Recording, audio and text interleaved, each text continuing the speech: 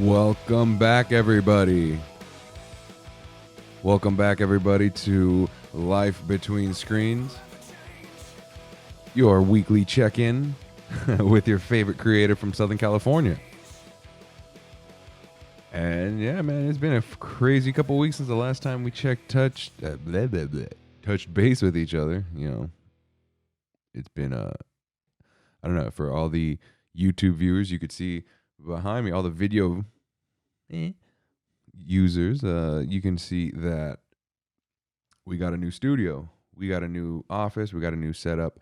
It feels great. I feel like I now have to deal with room tone way more. I don't know how. I'll figure out how it sounds on this podcast, and then we'll go forward. Hopefully, it's not too echoey, but I feel like it might be.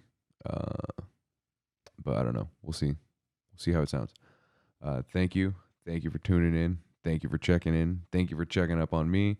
I know, like I said, it's been a couple weeks since you actually last heard from me, you know, and big things are happening, folks. Big things, you know. But oddly enough, I will say this. Not so much in the graphic design aspect, which is odd, right? Because you're, in theory, want to listen to this because this is a graphics designer point of view about graphic design and the process. But, you know, honestly, sometimes, I don't know, man. I'm finding that there's a lot more work that I have to do on myself in order to be the best creative and the best father and the best husband, you know, that I can possibly be. And yeah, it's the things that I've been listening to and reading and learning from, and the routines that I'm trying to change, you know, and the patterns of thinking that got me here, you know, that I'm trying to change, and all that. How do I say it, man? Yeah, I've been away from the design aspect of things. I've been away from focusing on the podcast just because there's a lot of insecurity that comes with it, and I'm honest and I'm serious when I say that, you know, it's a battle to not want to upload anything sometimes, and you know what I'm learning and what I'm trying to overcome is resisting those urges for immediate gratification, resisting the easy path, you know, and actually putting in the time and taking the responsibility to continue to create this podcast, you know, and make it look, sound, and feel, you know, as best as possible. And you know, my foundation, what I'm realizing is I didn't really realize that I didn't feel as comfortable and confident in my own screen. I'm staring at the screen right now. In my own skin as I once thought, you know. And I think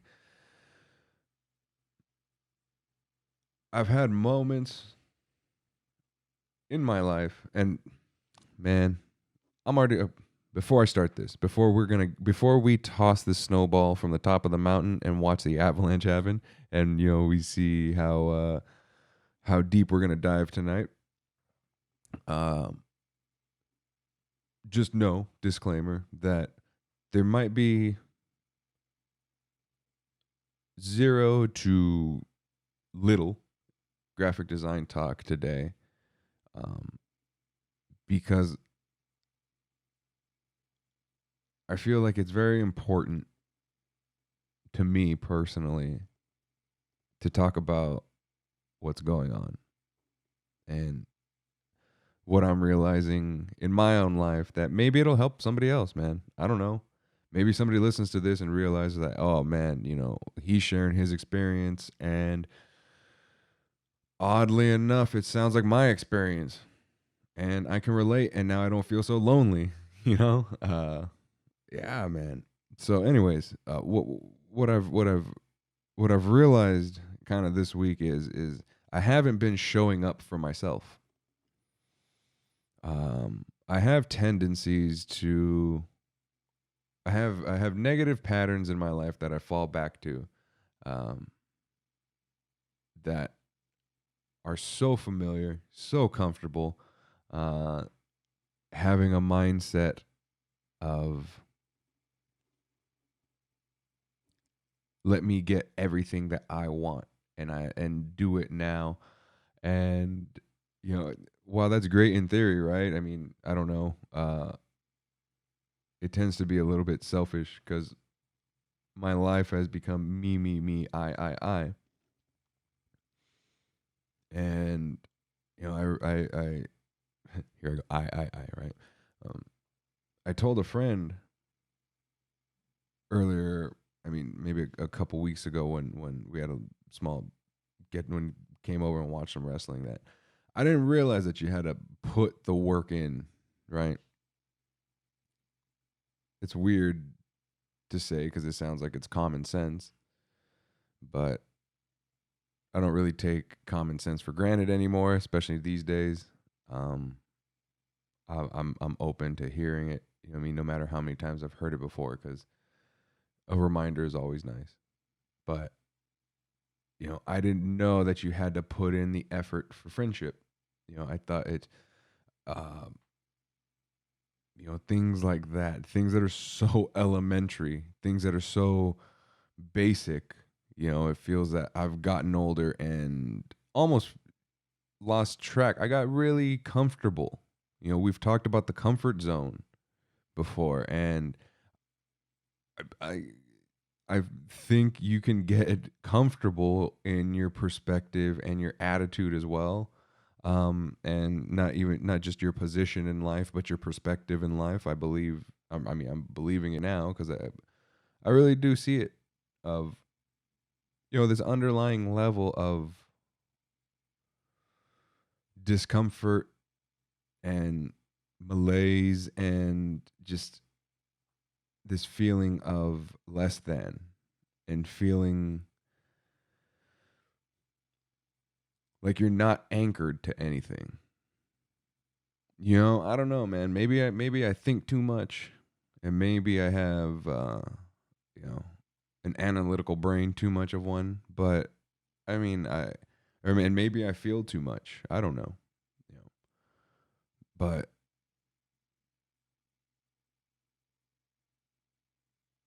I I just know that I got real comfortable. I got really comfortable. Everything in life was A plus B equals,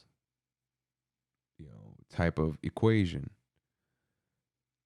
You go to school, you you go to school, you graduate from high school, you go to college, you get out of college, you get a job, you get married, buy a house, have a kid, and the rest, right? And I don't know if maybe it's be coming from having a parent who is you know who immigrated here, and that prototypical, stereotypical 9 to 5 American dream, was what they aimed for. And I don't really even know if, but, that was the formula, right? That was the formula, a technical, like, of success back then, or I guess that was the metric of success at a certain point in time, was if you have the house with the white picket fence and the tire swing, and what I mean, the 2.5 kids, and the dog, and the red dog house, and I don't know, all those ideals. Like, for some reason, you aim for those. But what I started realizing about myself, man, was I don't. I was very agreeable in the sense of I agreed to that. Um, I agreed to that being the goal in my life without even realizing it when I was younger. Nowadays, it's a lot easier to express your creativity and live for your creativity and have the metric of your success be happiness, you know what I mean? Because we're seeing that there is no such thing as job security, right? There's no such thing as job security. There's no, uh, I don't know. I go back in my brain to the story that I've heard Jim Carrey tell, talking about how his father worked in a factory in Detroit, I believe, and or was he's Canadian, right? So yeah, I think it was Detroit because it was right across the border from Canada, in Windsor, I believe. I don't know. Anyways, minutia.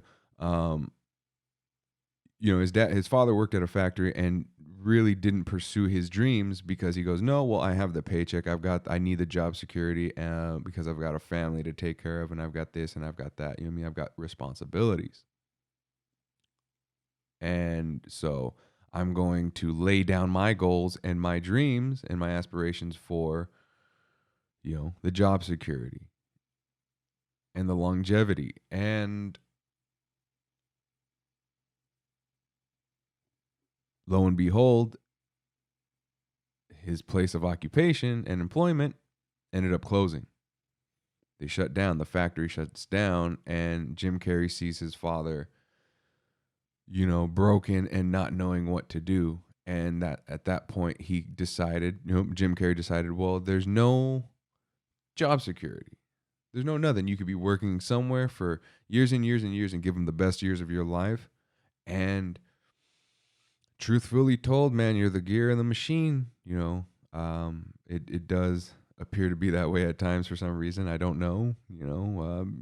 Serving the corporate greater good is one thing, okay, but to give up your goals and your dreams seems it doesn't seem like a fair trade-off, especially when you realize that the security that you bank on isn't necessarily there. And it sounds really weird to me to say that because everything that I've done up until 6 months ago has been for security and longevity. And so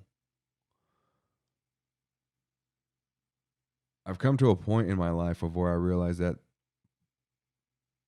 I've got ways of thinking that no longer suit what's best for me. And I've also got habits that I need to let go, man. I don't know if it's from being babied as a kid because I was the youngest one in the family. So, Tony was always the baby, and then I'm also the only child on my father's side, from my father, you know what I mean? From my mom, I have a brother and a sister, So I'm the youngest on one side and I'm the only on another side. So good Lord, am I used to getting what I want? Damn, man, I'm used to getting what I want, right? And we recently had. I mean, for me, it's a traumatic experience. It's a tragedy for me. I know in the grand scheme of things, whatever, but in my world, in my scope, this tragedy, we had to put our dog down. We're probably about 9 months or so now. 9 months ago now. And what got me was I didn't want to believe that it was true. He was having seizures. There was nothing we could do to. We tried everything to soothe these seizures, and we were doing everything, and it got to a point of where it just exponentially ramped up, and the only compassionate path and only compassionate option, was to put him down, put him to sleep, and I've led a pretty, blessed life. I've had loss, but I think it hasn't really been too close in that sense. It's been close enough to where it's hurt, but not close enough to where I've noticed that it's like walking around without a big toe, or trying to pick something up and you're like, oh, my big thumb is missing. Like, oh, that's right. A pretty decisive, and I don't know, a big part of me, is kind of it's kind of gone. And this is probably the first time where I've really been able to kind of dive into how that's kind of led me to get to this point. But I try to escape from all that, because I didn't want to believe that something that I didn't want to happen. I didn't want to lose the guy. I didn't want to lose a little man. And if it felt that life had other plans, right? So this threw me into a spiral. Holy shit. It was just a perfect, like one of those Nerf footballs, man, that you get that perfect spiral on, and it has the tail, and you're able to throw it for like 3, 4, 500 yards. It feels like, you're able to throw it for miles and miles and miles. And that's the kind of tailspin I feel like I kind of went through. And whether or not, like I said, man, I don't want to qualify, or I'm not saying it in jest. It's one of those things where I feel like maybe this is the closest thing that I've ever had to something that gives me like a PTSD, because it was like I said, I'm not trying to be dramatic, and now my anxiety starts going because I'm going, oh, people are gonna judge you and think you're being overly dramatic, and oh, come on, But my big toe is here for you to suck on, suckers. Anyways, it's the closest thing that I've come to really, really, really close loss in my life in a long time, in a very long time. And it's the first time that I've come to this point in my life of where I feel like, oh, wow, yeah, not everything is in your control, and not everything is going to go your way. And I don't know why that's so hard to understand sometimes, or why that creates so much anxiety and so much tension, And like when I don't address those feelings, though, when I try and repress those feelings, like it just, oh man, that repression leads to aggression sometimes. And I'll say this, even in other aspects of my life of, where my repression of feelings leads to aggression, and I have to work very hard to keep it in check. You want to, it's very easy for people to complain about the place that they work at, right? But if you look at it from the perspective of, is it killing me? First off, you know what I mean? Like, okay, I might not like what I do, might not like where I work, but is it killing me? Is it physically harming me or bringing me, you know what I mean? And it might be stress wise, right? And it might be mentally, but is it killing you? And if no, you know what I mean, then okay, you've got a little bit of time that you can work with. And what are you doing to then make sure that in 5 years you won't be in this same position, right? Um, these are things that like I'm learning how to navigate these waters, man. I'm learning how to kind of identify this feeling and go, okay, and accept it and not feel guilty for it and not repress it or try and throw booze or substances on it or anything like that. But trying to really learn how to cope with this kind of stuff. It's weird. It's new. It's unusual. It's unusual to have this feeling of like, okay, I have to take the responsibility, right? And I mean, in a sense, that could be why I've tried to do design things in the past. Not even design things. I've tried to start a design business in the past. Tried to partner with somebody and do websites. And I immediately want to position myself as an expert, as the answer, as the end all be all, know it all. And I mean, just this week, what I'm realizing is like, man, your ego sure is saying a lot, but your experience doesn't necessarily back up what your ego is saying. So, how does that make you, me, the true me, not just my ego, but how does that actually make me feel?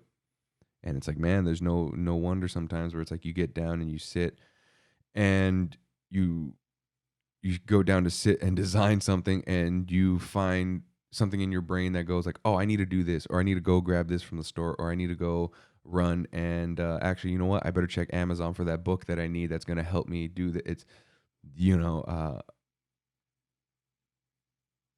versus just taking the responsibility and, you know what, let me design. Okay, boom, I got to get this done. Like it feel like it's your brain, that's your brain trying to make you forget or trying to pull you away from this new, I don't know, man, this new routine that you're trying to do, this new thing. You're trying to pull yourself up and be a better person.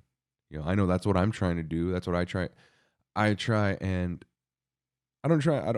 I don't want to just make designs for the sake of making designs anymore. Like I do, if I want to have expression, then I will have expression and creativity as and art. Like that's, yes, obviously that's a crucial, vital piece to, I mean, the our human components. But I think about for my designs that I do for businesses, I want there to be goals. I want there to be uh you know I want to have clients that are going to value the process. I mean, maybe those are pipe dreams, but I don't know. But those are my dreams. I mean, to have clients that value the process, and maybe my goals and my dreams will change, and rightfully so. You know what I mean? Because if I still had the same goals and dreams as I did when I was 5 years old, then I mean that's a little weird. You know what I mean? I guess it all adjusts with time, right? Um, but if I can at least just get incrementally better, you know, if I can take the penny a day, you know what I mean, incrementally, the doubles each day. You get 1 penny, and then the next day you get two, and then the day after that you get 4 pennies, and the next day you get whatever it may be. You know what I mean? However that analogy works out, versus taking $1 million up front. It's like, yeah, it's an awful lot of hard work, and it doesn't pay off until day 28, 29, when all of a sudden it's like, oh, the penny that you were taking a day that grows exponentially, all of a sudden is now $1 billion. And you'd be a fool to take the $1 million up front because you didn't have the foresight, or the you weren't mindful or looking, right? You were just looking to satisfy your immediate need for gratification. And it's like, it's trying to find the things that connect me, um to the source, if you will, man. I don't know. I don't want to get too spiritual on you, but trying to find the things that'll connect me back to that feeling of meaning, and purpose, and yeah, because like I said, it feels like I've just been anchorless in the middle of the Pacific and just floating. And my attitude for a long time was, I'm fine. Oh, this is great. This is great. This is great. Until I realized that, you know what I mean? None of my needs were being met, um, spiritually, emotionally, and psychologically. And it wasn't anybody else's fault. I mean, I can't ever blame anybody else for that. I mean, no, um, it's on me. Realizing that I have these tendencies to isolate, realizing that I have these tendencies to get distracted, to allow myself to get distracted, to not properly set the goals, to invest in equipment versus investing in experience. I mean, granted, you get more well-rounded, but it's just kind of starting, like, at what point am I just spreading myself thin again? At what point am I, you know, I'm attempting to go an inch wide and a mile deep, and at what point am I going a mile wide and an inch deep? How I'm not hitting pay dirt. I'm not hitting it, and it takes time. And the realization I had today, at least, was, you know, um, design pulled me. Really, I mean, it's probably the reason I didn't really realize it until now, but it's probably the reason why I give Chris Do and the Future so much credit, is because I feel like they kind of came around at the right time, at the perfect time, for me. Or I was maybe in such a place of where I just needed to focus on something that seemed so much bigger than what I was doing, but still seemed like it made me feel like it was possible to do it. And that's, um, you know, investing in design, and to start to really look at consulting, and in addition to designing, you know what I mean, in addition to furthering my design skills, but start looking at options of future verticals, man. And I really truly believe that having that little bit of focus for me in that period of time helped pull me away from that immense sadness and that grief and the mourning that I feel like I was still kind of going through. You know what I mean? 3 months after we put our dog down. And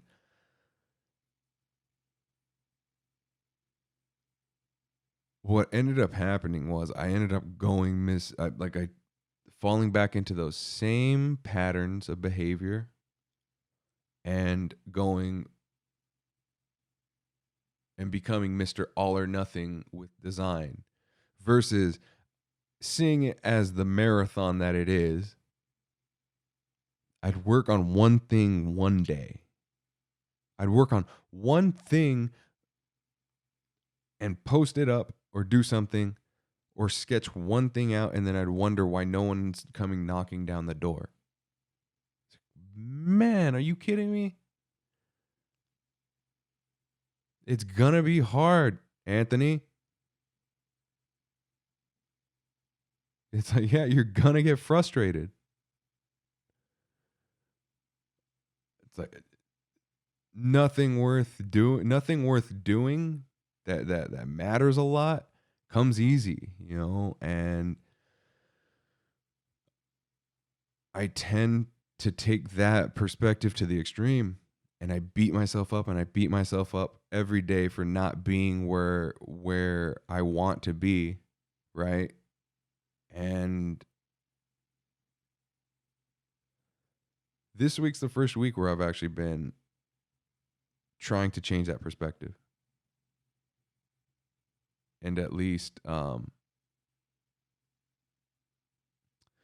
not compare myself as and not constantly compare myself to where I want to be, but try and make myself better in some aspect than I was yesterday.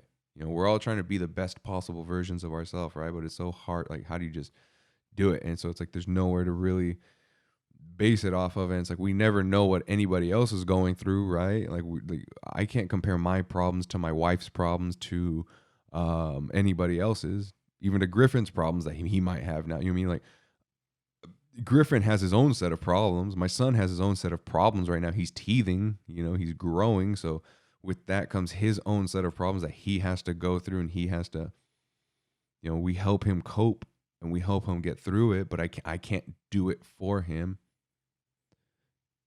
And yet I don't know why, but for some reason, you know me, right? Whenever it comes to me, I beat myself up for not having, like, I don't beat myself. I don't, I don't get upset with my son for not having his teeth grown in already and not growing to the age that he not being 6 years old yet, because he's, you know what I mean? Like, why do I do that to myself? I don't know. I don't know. I don't know why I do that to myself. Why I place these immense expectations. Maybe it's because I have then an excuse of like, see, why is it worth trying or attempting? I'm doomed. I told you it wasn't going to work. It's like trying to go and climb Mount Everest, and I've been sedentary for my entire life. And all of a sudden on one day I'm just going to go. It's like, yeah, well, okay. First I got to climb up off the couch. That's the first Everest. It's shit, man. This is daily Everests. Like, maybe that's the new podcast name, Daily Everests. Maybe that's a new segment, because it's, yeah, I got to show up for myself. I got to show myself that kind of care, concern, and love, man, because ultimately, like, yes, my wife is going to love me, right? In theory, as long as I don't do anything to betray the trust and mess it up and everything like that, and we work towards it, and we communicate, and we have the goals and everything. Like, in theory, right? That's the way it's supposed to work. Is, but it's me. It's me, man. I'm not a victim of anything. Even with the way I feel about my previous outlooks in life, those were outlooks that I had.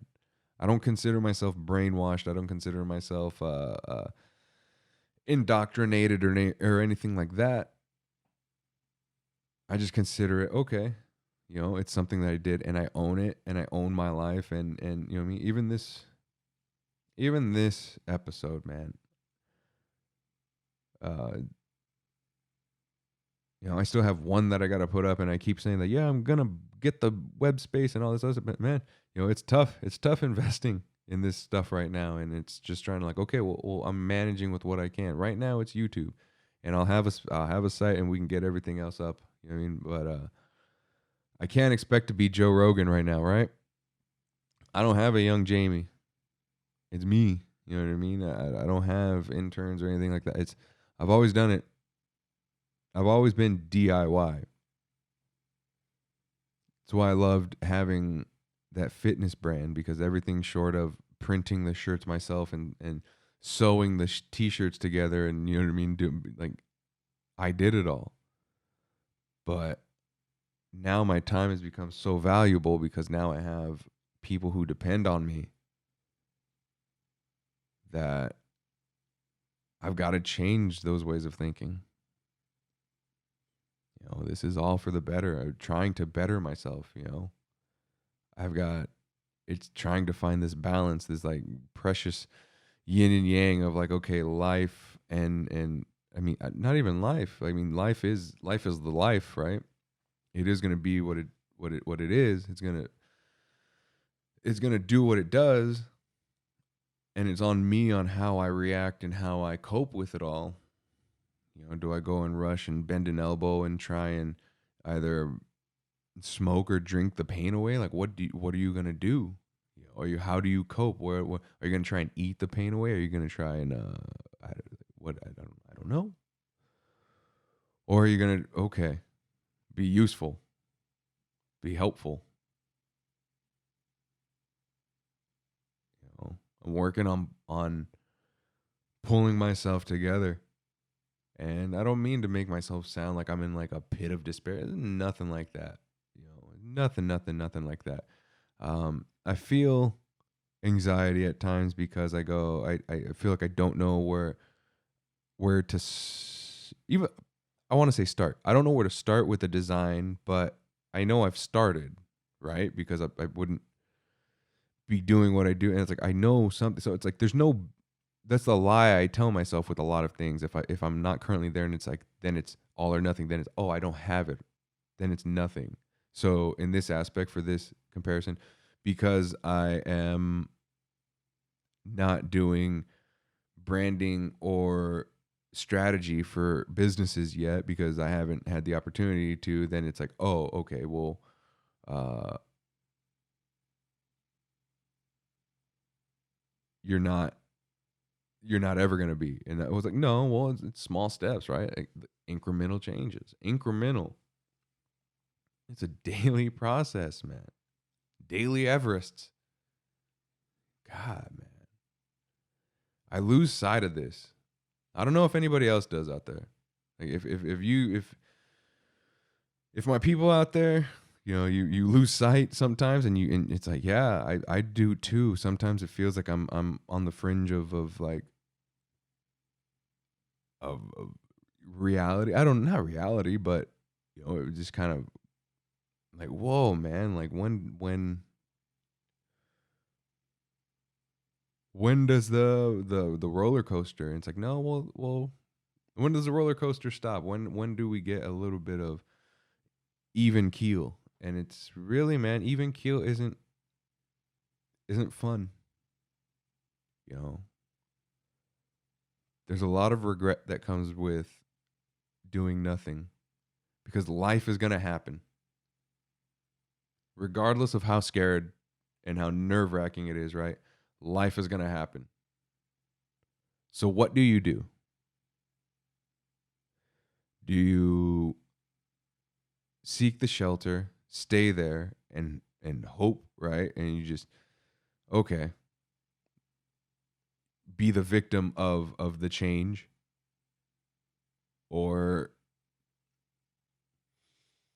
what I'm learning to do is embrace it, recognize it, and move forward as being the most, I don't know, honorable man that I can for my son, and being the most honorable man that I can for my wife.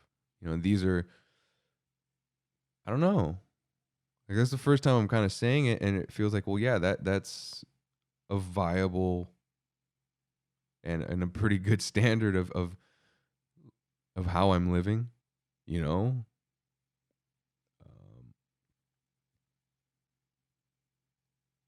just to do your best and to help anybody else out and to really like not to be a doormat. You know what I mean? I'm also learning that now. Like I have boundaries. I have my agreeableness and my codependency. Probably aren't the best business traits, right? So get that in check. Learn how to get that in check before we really get cooking with Urquila's design company. It's like because it's possible we can do it. Neuroplasticity. Our brains are so cool. I'm fascinated by it, man. I'm so fascinated by like the way the brain works and how, I mean, just the ins and outs of it and the psyche and the psychology. I mean, the mental aspects. You know, I love. I mean, maybe that's why I'm drawn to design. Maybe that's why I'm drawn to design because there's psychology and there's study and there's strategy in it. Because why do I identify? Why do I love the way that Macs look? Why am I willing to pay the price for Macs? Why design obviously matters very much in my life, right? So because design will help me feel like I'm part of a tribe or part of a team, or it'll help define what my help me find what my values are. Maybe I don't know. It'll help me with my feelings of how my status. Because we've all been there. Whenever we get a new phone, right? Where it's like, oh wow, I can't believe I've been hauling around my old phone, this old 2-year-old piece of junk. How dare you? Oh my god, I got this new phone that I'm gonna toss around in a week or two because I'm gonna forget that it's a computer. It's literally amazing technology in your hands that we take for granted. I mean, we throw it around. I mean, it can be used for good or bad, right? Just like anything else, yin and yang. Just keep that awareness. Oy vey. I don't know, folks. It's been a week. It's been a hell of a week. Um, but we're here. I'm still doing I'm still focusing on my design challenge. I mean, my day type of day challenge. I'm also 36 days of type challenge. There we go. And then I'm also I'm going to be starting to work on mock-ups for case study that I'm doing for Circle City Brewery. Your boy's making a brewery, making up case studies, so then that way I can better explain and lay out my process and my thinking. That way people out there can understand, oh, okay,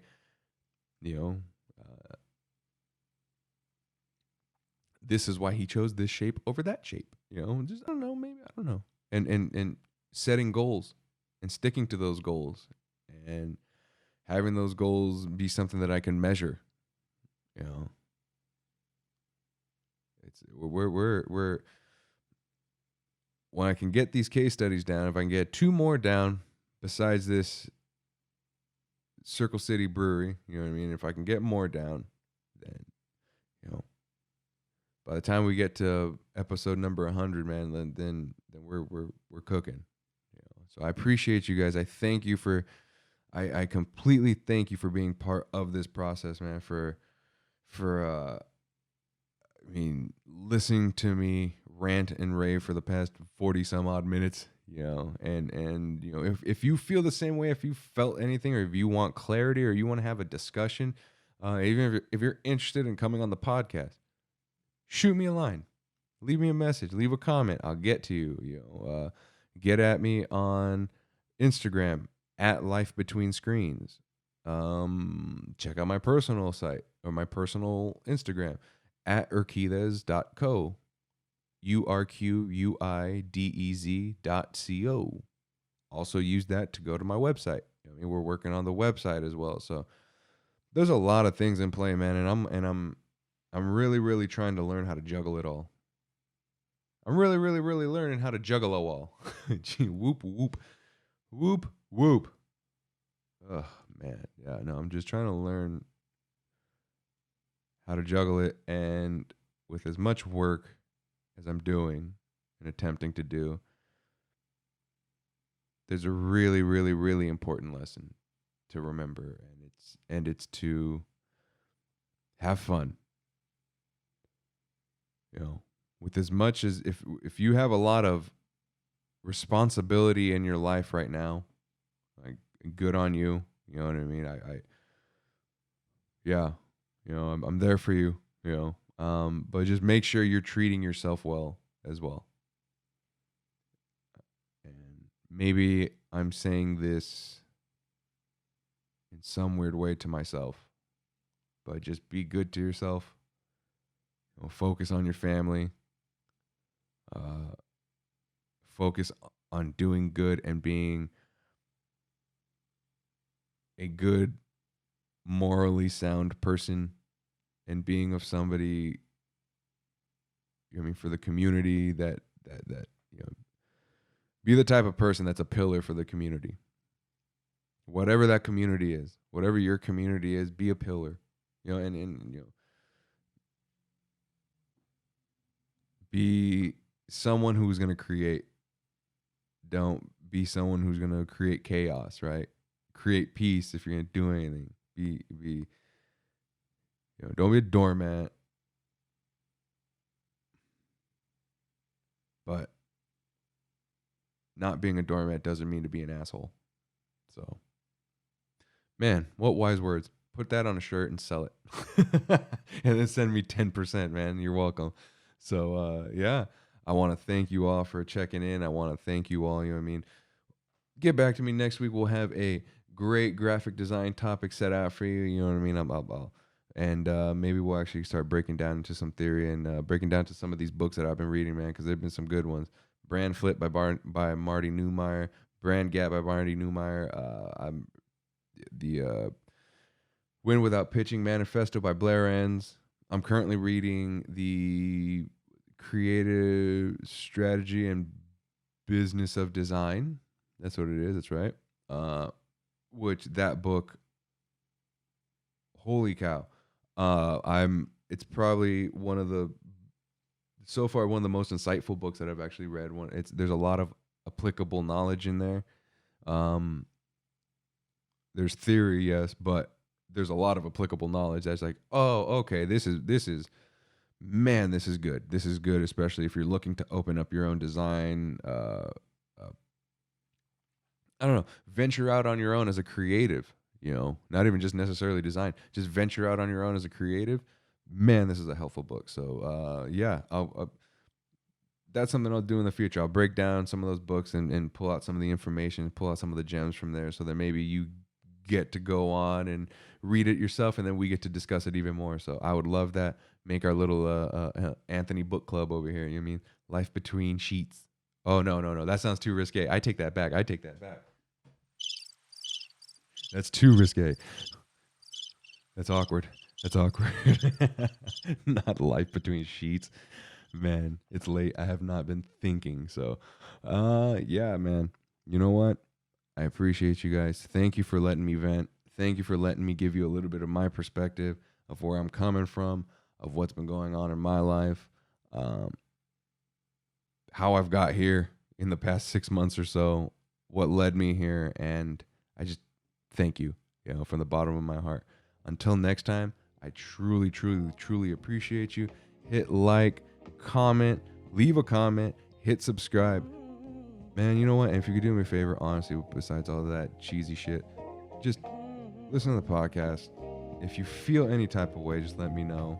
You know, if you need help, let me know. If you can pass it along, and other people might find it useful, let them know. And yeah, I appreciate you guys.